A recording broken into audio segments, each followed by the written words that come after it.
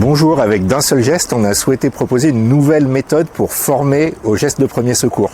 Pour ça, on a deux innovations. La première, c'est sur le format. La formation, elle est individuelle et elle ne dure qu'1 heure par personne. Et la deuxième innovation, c'est l'usage de la réalité virtuelle.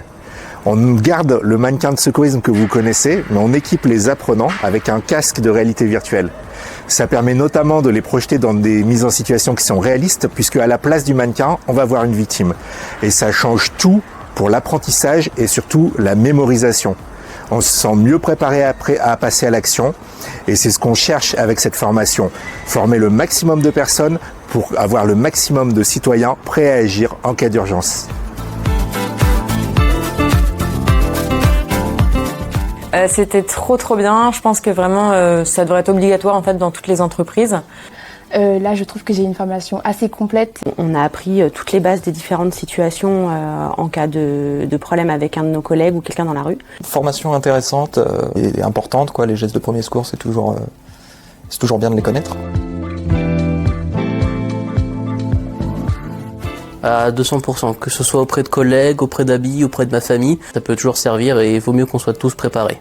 C'est une très bonne formation, en plus assez courte, en 1 heure on apprend tous les gestes. On espère que ça ne serve pas, mais en tout cas si ça sert, on a le minimum pour sauver une vie.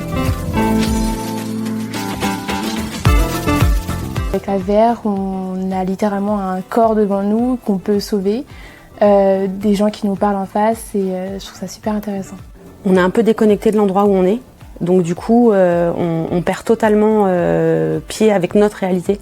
Moi qui aime bien les nouvelles technologies, du coup ça m'immerge, je me sens intéressé par le sujet. Ça nous change d'être juste dans une salle, on va dire de formation classique, comme on peut avoir l'habitude, enfin les personnes peuvent avoir l'habitude quand ils vont faire des formations de premier secours ou des recyclages. J'ai appris vraiment beaucoup de choses. Encore une fois, quelqu'un qui s'étouffe, un massage cardiaque, le défibrillateur, c'est des choses que moi j'avais jamais fait, que j'ai fait en réalité virtuelle. Et là, je me dis, si jamais le cas arrive, je sais au moins quoi faire. Je suis beaucoup plus à l'aise avec les gestes de sécurité. J'espère ne pas avoir besoin de m'en servir.